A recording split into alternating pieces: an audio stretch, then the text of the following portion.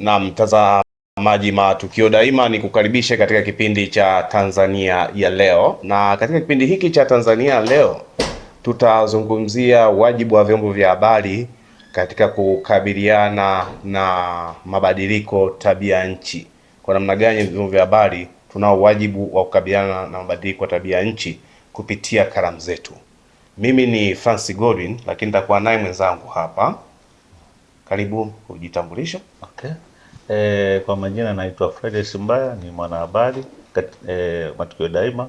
Na leo tunazungumzia mada inayozungumzia mambo wajibu wa vyombo vya habari kulinda mazingira. Ndio. Mtazamaji, kwamba tunapozungumzia mabadiliko ya tabia nchi, kwamba pasipo shaka si mara ya kwanza kuweza kusikia neno mabadiliko tabia nchi. Mabadiliko tabia nchi imekuwa na madhara makubwa sana katika baadhi ya nchi duniani, lakini pia hata katika maeneo yetu haya. Sasa tunatoa kadhia ambayo wanaipata wenzetu Ulaya ni kutokana na mabadiliko tabia nchi. Sasa tuweze kutoka Ulaya kuweza kurejea hapa. Tunaona Ulaya wenzetu wanatumia magari ya zimamoto, magari ya washawasha kwa jeshi la polisi kuweza kuwapulizia maji wananchi kwa ajili ya joto kali ambalo linaendelea kutesa nchi za Ulaya. Lakini kwetu huku tunaona kwamba baridi ni kali sana. Sasa wenzetu kule wanaumia joto kali, sisi tunaumia baridi kali. Sasa baridi kali hii kwa wenzetu kule kwao ni thawabu kubwa, sisi tunaona ni kero, lakini ni heri baridi kuliko joto. Sasa yote haya ni kwa ajili ya mabadiliko ya tabia nchi. Mabadiliko ya tabia nchi yameendelea kuathiri maeneo mbalimbali, lakini tumeona jitihada mbalimbali ambazo zinafanywa kwenye jamii zetu, jitihada zinazofanywa na serikali, jitihada zinazofanywa na dunia kwa ujumla katika kukabiliana na mabadiliko tabia nchi. Sasa tukirejea kwetu huku, sisi kama vyombo vya habari tunao wajibu gani kuhakikisha kwamba tunatoa elimu kwa jamii ili kuweza kulinda mazingira? Kabla tujafika huko kwenye kuandika, labda tufafanue athari zinazoleta na mabadiliko tabia nchi. Kwa mfano, kuna wakati mwingine tunaweza tukakuta wakulima wanapata mavuno kidogo. Wakati mwingine tunaona mafuriko. Hayo yote ni mabadiliko ya tabia nchi na athari zake. Kwa hiyo kama mwanahabari sasa tuna wajibu wa kuelimisha jamii kuhusiana na athari zinazotokana na mabadiliko ya hali ya nchi. Kwa hivi kama sisi ni sehemu gani ambayo tunatakiwa tujikite hasa katika uelimishaji ili jamii iweze kukabiliana na mabadiliko ya tabia nchi? Tunatakiwa kuandaa makala mbalimbali za kuelimisha. Tunashirikisha jamii. Kwa mfano hapo Matukio Daima tunaweza tukaandaa kipindi kwamba wananchi wanapiga simu kuulizia maeneo yao vitu gani ambavyo wanaviona ambavyo ni tofauti na miaka ya nyuma.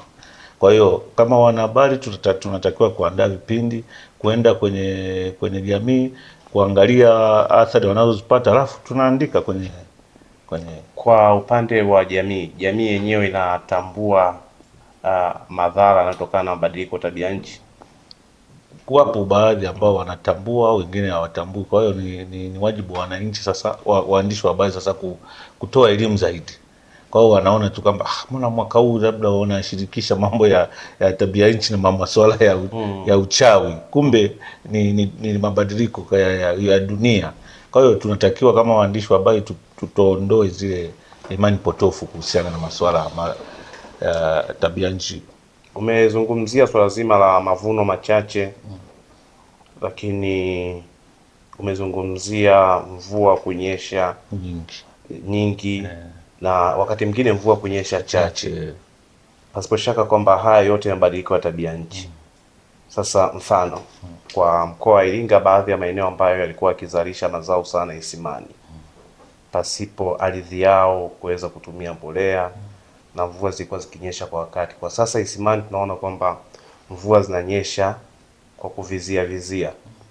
Nini ambacho wananchi wanapaswa kuweza kufanya hasa kutokana na kufanya matumizi ya mvua hiyo inayonyesha kwa kuchelewa? Kwanza kwa ninavyojua Isimani ile zamani ilikuwa na misitu. lakini kutokana na uharibifu wa mazingira, manake misitu imekatwa, watu walikuwa na choma mikaa, ndio maana ukaona Isimani sasa hivi iko vile.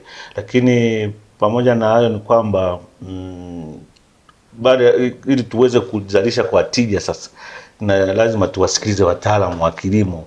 Wanatuambia kwa mfano mvua zikiwa chache, unatakiwa kuna mbegu zile ambazo zinakomaa haraka. Kwa mfano kuna zile zingine zinatumia miezi miwili 90. Kwa lazima tufuate ushauri wa wataalamu kulingana na hali ya hewa, kwamba mwaka huu mvua zitakuwa nyingi. Wakulima wanatakiwa kupanda mbegu ambazo zinakomaa haraka, labda kuna zile za miezi miwili mitatu, ili tuweze kuzalisha kwa tija, kwa sababu tukisema tuzalishe mbegu zile za asili ambazo tunazalisha sisi wenyewe ambazo hazijafanywa makeke, tunakuta kwamba kabla tujafikia mavuno mvua zimeisha. Kwa hiyo ndio lakini Friday kwamba zamani ambapo Isimani miti ilikuwa mingi kabla ya watu wajaanza kuchoma mkaa kuharibu mazingira, kwamba mbegu ambazo zilikuwa zikitumika zilikuwa ni mbegu za asili na ndizo ambazo ziliweza kuingizia kipato Isimani, na kwa sababu walikuwa wanaingiza kipato kwa sababu mvua zilikuwa zinanyesha kwa ratiba. Lakini kwa sasa hivi kwa sababu tumeharibu mazingira, ndio maana unaona hali ya hewa, na wakati mwingine mvua zinawahi, wakati mwingine mvua zinachelewa.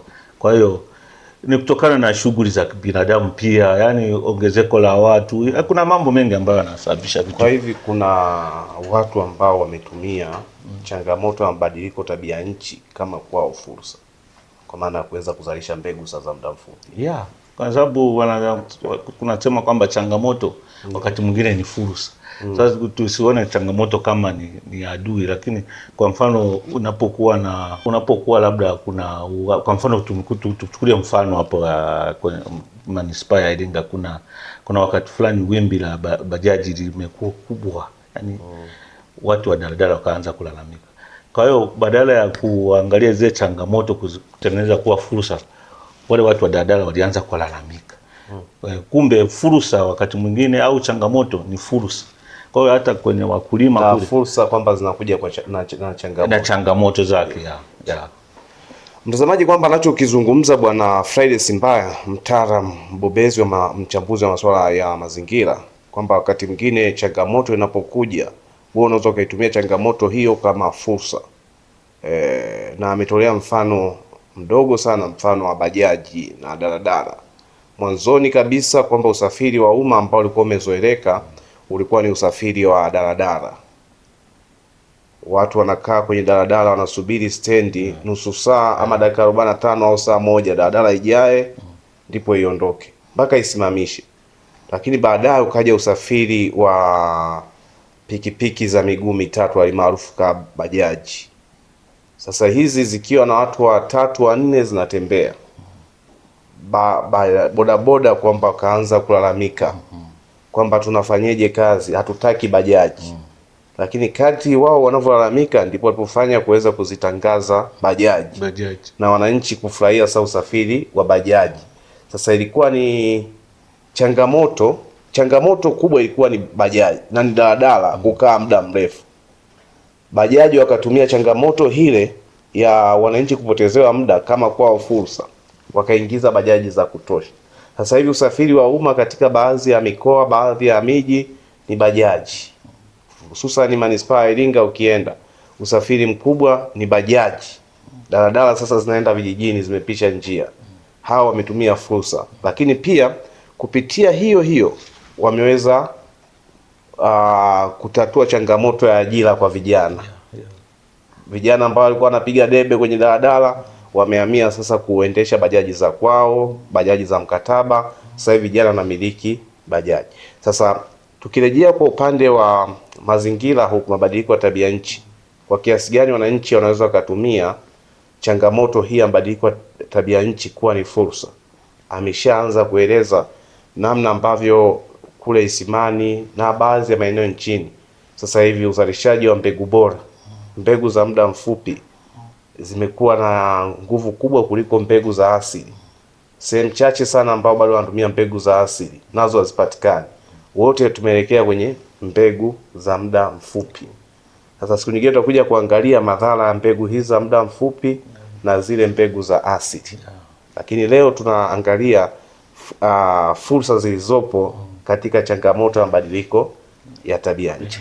Sasa kwetu sisi kama wanahabari, hizi changamoto tumeziona kwamba ni fursa. Ni fursa. Tunatakiwa sasa kama wanahabari sasa, tunasema kama changamoto lazima tuzichukulie kama fursa, kwa sababu wakati mwingine tunasema waandishi, unaweza mtu akaamka akasema mimi sina cha kuandika, labda unasubiria mpaka upate mwaliko au uende kwa RPC, lakini kumbe ukiamka ukawa na mawazo kwamba leo nitafanya kitu gani, hakuna mwandishi yote anaweza akalalamika kwamba mimi sina habari, mpaka ukaanza kugombania vihela vidogo vidogo. Lakini tukijipanga, tukaangalia hizo changamoto tukazitengeneza kwa fursa, tukaandika makala nyingi kwenye vyombo vya habari vyetu, hatutakuwa na njaa ya waandishi wa habari kulalamika mambo ya vipato. Okay. Sasa tukibezi hapa kwenye mabadiliko ya tabia nchi, ukiacha kuandika, sisi tunatumiaje fursa hii ya mabadiliko ya tabia nchi kiuchumi? Yani sisi tunatumiaje hii fursa ya mabadiliko ya tabia nchi kama sehemu ya uchumi? Tunaona kwamba kuna haja ya sisi kama waandishi wa habari kwenda kuwekeza kwenye miradi inayokabiliana na mabadiliko ya tabia nchi. Kama hivyo, kwa mfano kama nilivyosema kama mara kwanza kwamba wakulima lazima watumie mbegu zinazokomaa kwa muda mfupi, na mwandishi naye sasa anaweza kaingia, ili kwa sababu tunalalamika kuhusiana na masuala ya uchumi, tunaweza tukaingia na sisi kwenye biashara ya kutengeneza hizo mbegu za muda mfupi. Lakini pia tunaweza tukaingia kwenye kupanda miti. Tukajipatia kipato. Athari zingine nilizoziona kwamba kwa mfano kule Mbozi kule nimefanya kama majaribio experiment, nikapanda mbegu zile zinazokomaa haraka, alafu na zile ambazo unasema zina athari. Kilichotokea ni kwamba zile mbegu zinazokomaa haraka zilikomaa, lakini yale mengine mvua ikakatika. Sasa yale mengine ambayo yanakaa miezi minne, mchu akaanza kula. Kwa hiyo unaona tofauti. Kwa hiyo tunatakiwa tukabiliane na tabia nchi. Kwa mfano tunafuata wataalamu wanazungumza nini kuhusiana na masuala ya kilimo chenye tija. Na sasa hivi Friday, kwamba natambua kwamba kuna mradi wa hewa safi ambapo mtu unaweza ukapanda miti yako, unaitunza tu, lakini unalipwa pasipo kuikata. Jamii imeona kwamba hii fursa, jamii imeiona na inaitumiaje? Wajibu wetu sisi sasa ambao tunafahamu kuna hii fursa, tumewajibika ipasavyo? Okay, umezungumzia masuala ya kuvuna carbon credit, kwa maana na ambayo ni fursa ambayo hatujaijua. Unajua, kwa mfano tunapozungumzia masuala ya uharibifu wa tabia nchi, tuseme nini, climate change, wale wenzetu kule wazungu wana viwanda vingi vinavyoharibu hali ya hewa. Kwa hiyo sasa sisi Afrika tuna bahati ya kuwa na ardhi ya kutosha kama Tanzania. Kwa hiyo fursa sasa sisi ndio tunarekebisha zile carbon dioxide ambazo zinazalishwa kule, zinaharibu ozone layer, kwa maana zinaleta mabadiliko kama tunavyoona, joto, baridi, na sehemu nyingine kuna na barafu kabisa. Kwa hiyo sasa, kwa mfano Afrika au Tanzania tuna uwezo wa kuchangamkia fursa ya kupanda miti ili tuweze kuvuna hiyo carbon. Kuna miaka ya nyuma hapo kidogo, sio ya nyuma sana, aliyekuwa waziri mkuu wa Jamhuri ya Muungano wa Tanzania Edward Ngoyai Lowassa, kwamba alikuja na mpango wa mvua ya kupiga na mabomu ile kwamba kimazingira ikoje? Hapo tujafanya research, kimazingira ikoje? Ni masuala ya sayansi sasa, yale hatuwezi kuyazungumzia. Masuala ya sayansi cha msingi ni kulinda misitu yetu ikae isikatwe, ili tuendelee kuwa na mvua za kawaida, kwa sababu nilikuwa naona kwamba mvua tena ya kupiga na mabomu mwisho wa siku kwamba bado unachafua madhara makubwa. Mtazamaji, kama unatengeneza nuclear weapon kama wenzetu huko Irani na nchi zingine wanapigana, kwa sababu wanachangia kuharibu kuchangia mabadiliko ya tabia nchi, kwa sababu hata kwa mfano hapa, kwa mfano kwetu hapa, na sisi tumeanza kuona athari hizo pia, kwa sababu tulikuwa na magari mengi yanatoa kaboni moshi. Kuna magari mengine ni mabovu, machakavu. Kwa hiyo tunatakiwa sisi kama waandishi tuangalie kwamba magari yanayotembea barabarani ni magari ambayo yamefanywa service, sio mengine yanatoa moshi, na yenyewe pia yanachangia kwenye mabadiliko ya tabia nchi. Mtazamaji, Matukio Daima, kama kwanza wajiunga nasi hewani, kipindi cha Tanzania Leo, na ulikuwa ujui, unakwenda kujua zaidi kupitia karamu ya kwake Friday Simbaya hapa Matukio Daima, kupitia kipindi hiki cha Tanzania Leo. Sisi kama wanahabari, upi wajibu wetu kuhakikisha kwamba tunaelimisha jamii juu ya mabadiliko ya tabia nchi? Mengi yamezungumzwa hapa, namna kwanza ya kutumia changamoto hizi kuwa fursa, na namna pia ya kuweza kujiandaa kuwa mamilionea baadaye kwa kutumia changamoto hizi za mabadiliko ya tabia nchi. Mbali ya kubaki tu waandishi wa habari kuandika, kwamba tunayo nafasi na sisi kuweza kushiriki kufaidi fursa hizi zilizopo ambazo zimetokana na changamoto ya mabadiliko ya tabia nchi. Sasa labda tunapokwenda kuhitimisha, tumeona mvua hizi ambazo zimenyesha hususani mwaka huu, kuanzia mwaka jana mpaka mwaka huu, kwa sababu mvua zimeanza kunyesha toka tarehe 25 mwezi wa 11 mpaka sasa, mpaka miezi kama ya 3 hadi ya 4 hivi. Sasa tumeona kwamba kutokana na mvua zilizonyesha sana kwamba kuna madhara ambayo yamejitokeza katika miundombinu, kuna madhara ambayo yamejitokeza katika makazi tunayoishi.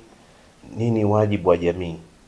Kwa sababu kwenye upande wa miundombinu tumeona kwamba miundombinu mingi imeathiriwa. Inawezekana bajeti ya serikali kuweza kukarabati hadi barabara za mitaani kwetu kule ikawa ni ndogo. Jamii inawajibika vipi kuweza kurejesha miundombinu iliyoharibika katika makazi yao? Kwanza kabisa tukiangalia mwaka huu kama anavyosema mtaalamu Francis Godwin, ni kwamba kuna maeneo mengine mvua zimeleta athari kwenye miundombinu. Lakini mimi nimeona mwaka huu angalau kitu ambacho sijawahi kushuhudia ni kwamba nimeenda kwenye maeneo kama Pawaga, Dodi, mwaka huu wamevuna mahindi. Manake kuna mabadiliko yametokea, kwa sababu tulikuwa maeneo ya Dodi, Simani kule tulikuwa naona watu wanalima alizeti tu kulingana na ufuta kulingana na hali ya hewa, lakini mwaka huu watu wamepata mahindi. Kwa hiyo ni jambo la kumshukuru Mungu kwamba tunaweza kumbe kutunza mazingira, tunaweza kufanya vitu ambavyo visije vikaharibu miundombinu.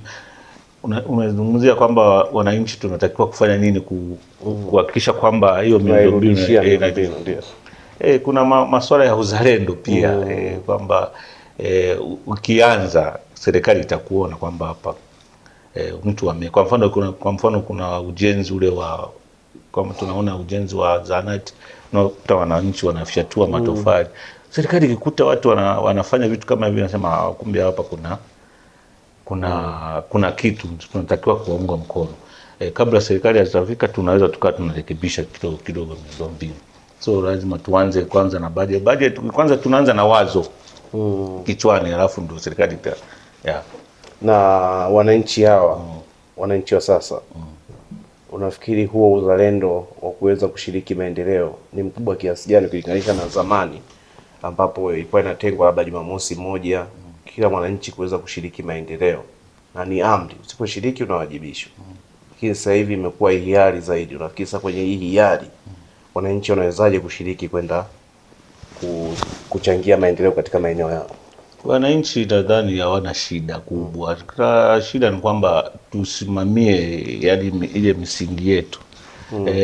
Hata wananchi ukiwaambia kwamba kwa mfano uzuri wa wananchi, kwa mfano wakiona kwa mfano unakusanya kodi, alafu ile kodi unakusanya alafu unarejesha kwao, unaangalia kwamba ile kodi mliolipa serikalini imetengeneza 1, 2, 3. Nadhani wananchi wataamka na kusema kwamba kama tunalipa kodi alafu tunaona maendeleo, tunaona maboresho, barabara zinajengwa, tunaona taa za barabarani, sasa hivi uhalifu unapungua. Nadhani wananchi hawana shida, ni cha msingi ni kusimamia ile msingi. Na mtazamaji, Matukio Daima, pasipo shaka kwamba umeweza kunufaika kwa machache kati ya mengi ambayo tumekuandalia, ambao utaendelea kuyapata hapa. Lakini kwa leo nimshukuru sana mtaalamu Friday Mbaya kupitia kalamu yake akikuelimisha wewe mkazi wa Tanzania, wewe Mtanzania, kupitia hapa Matukio Daima. Wajibu wetu kuweza kulinda mazingira, wajibu wetu kuendelea kukabiliana mabadiliko ya tabia nchi, kwa kila mmoja kuweza kushiriki nafasi yake. Mwandishi wa habari ana wajibu wa kuweza kushiriki kutoa elimu kupitia kalamu yake, lakini pia mwandishi wa habari anaye wajibu wa kuweza kushiriki kwenda moja kwa moja kuchangamkia fursa hizo mara baada ya kuelimisha umma. Kwa hivyo tunaona nguvu ya kalamu ya mwandishi katika mabadiliko ya tabia nchi. Na huyu ambaye nilikuwa naye leo ni mtaalamu Friday Mbaya, mwanahabari, na mimi ni Francis Godwin. Na hapa ni Matukio Daima, kipindi hewani ilikuwa Tanzania Leo. Asante na kwaheri. Asante. Rafiki yangu Jeni, mambo? Afu siku hizi nakuona huna furaha kabisa toka umemaliza hicho kidato cha 4. Shida ni nini rafiki yangu? Shogangu Halima, mwenzangu una kazi, mimi nahangaika siku zote, sina hata ajira shogangu. Yaani hata genge lenyewe tu sina. Na una smartphone kabisa unaenjoy, afu unasema kazi huna kweli? Shogangu, nifanyeje mie? Kuna watu wanaitwa Isadukilo Entrepreneur. Kwani hujawasikia hao? He? Isadukilo? Ni sahihi kabisa. Kampuni ya Isadukilo Entrepreneur inayojishughulisha na uwakala mkuu wa lipa kwa M-Pesa imekufikia. Nafasi zinazohitajika ni wakala wa mauzo na keshia. Sifa za kijana anayehitajika awe amehitimu kidato cha 4 ama zaidi, awe na miaka kuanzia 18 na kuendelea, awe na simu janja, smartphone, na awe Mtanzania mwaminifu, awe na namba ya NIDA ama kitambulisho cha NIDA. Kumbuka, ajira hii ni kwa kijana yeyote ndani ya mikoa yote ya Tanzania. Tuma maombi yako kupitia barua pepe ya isadukilo@gmail.com ama WhatsApp au kupiga simu namba 0757922555 au 0795742927. Pia waweza kufika ofisini kwetu, tupo jengo la Embala Sasa mjini Iringa, mkabala na hazina ndogo. Halima rafiki yangu, hakika Isadukilo amerejesha furaha yangu. Habari ndo hiyo ndugu yangu. Habari ni Isadukilo Entrepreneur, ajira nje, fursa kiganjani mwako. Unaweza ukawa umefika Iringa mara kadha kadha na ukawa unatafuta mahali ambapo unahisi moyo wako unaweza ukasikia vizuri zaidi. Sasa hapa Iringa mjini ukifika mkabala na stendi kuu ya mabasi ya zamani, utakutana na jengo refu. Hilo jengo si mahali pengine popote, hapo ni Lumilo Classic Hotel and Tours. Hapo ni mahali ambapo utahitaji kupumzika. Kuna nafasi za kutosha, vyumba karibu 80, lakini huduma za kwake ni nzuri na ni rahisi tu hapo kama una shughuli zako za mjini kutoka kuingia, na usina gharama nyingine yeyote, na ukahisi kwamba maisha yako mazuri sana. Nikwambie kitu, life is beautiful. Staying is believing place in your hearts. Karibu. Mpenzi wangu, hapa Clock Tower Cafe kuna harufu tamu sana. Tuanze basi na breakfast. Kabisa, kalmati na chai ya maziwa au chapati na maharage, chaguo ni nyingi aise. Kwanza kabisa, vegetable bite zao, andazi, donut, kachori, bagia na mihogo. Bei zake ni rafiki sana. Na kwa walio kula mboga, nani vegetable bites ziko pia. Beef samosa, kebab, egg chop na sausage roll. Pia kuna salad fresh, chicken salad pia. Na tukitaka kitu kizito kidogo, Burger au sandwich zipo, beef burger, chicken burger na shawarma bread. Oi baby, unafahamu kuhusu pizza wewe? Ipo chicken, beef na sausage pizza. Kweli kabisa. Clock Tower Cafe si chakula tu, ni mahali pa kufurahia pamoja. Kwa ladha bora, bei nzuri na huduma ya uhakika.